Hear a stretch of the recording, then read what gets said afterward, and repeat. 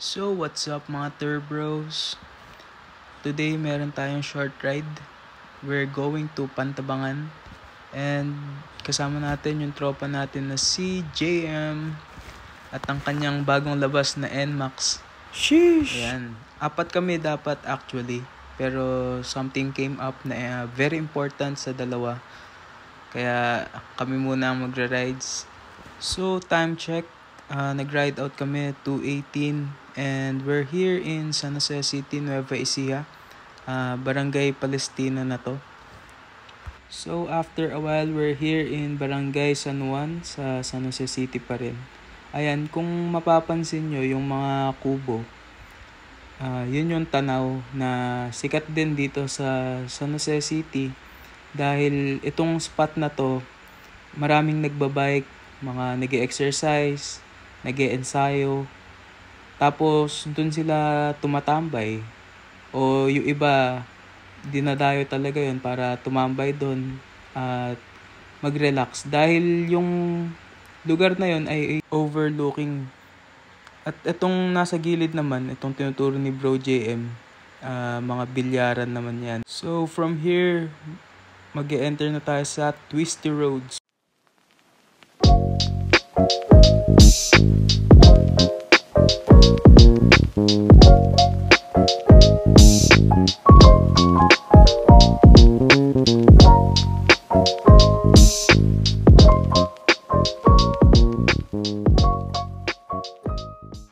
And so after ng mahabang bangkingan, we're finally here sa Pantabangan Dam.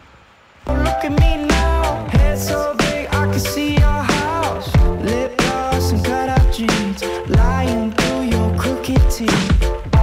Wow, look at me now, shut your mouth till the truth comes out. A bit lost in all your cheats, queen of all my misery.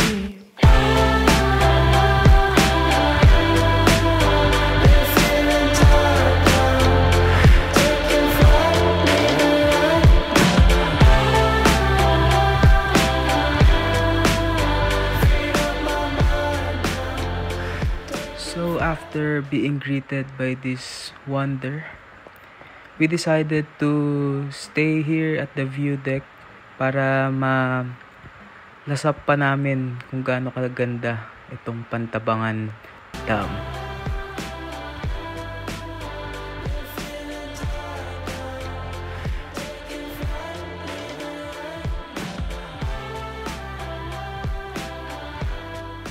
So after naming magpahinga at kumain, we decided to go here at the iconic Pantabangan Dam signage. Hi guys!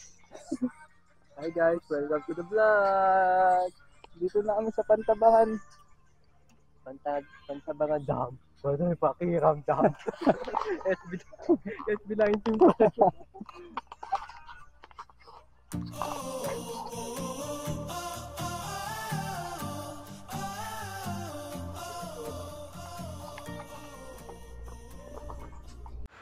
After enjoying the cool breeze here in Pantabangan, we decided to gear up and it's time for us to go home.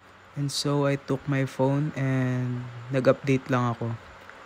And before kami umuwi, may last stop kaming gagawin and magte-take kami ng picture dun sa may mismong papasok na arc dito sa Pantabangan Dam.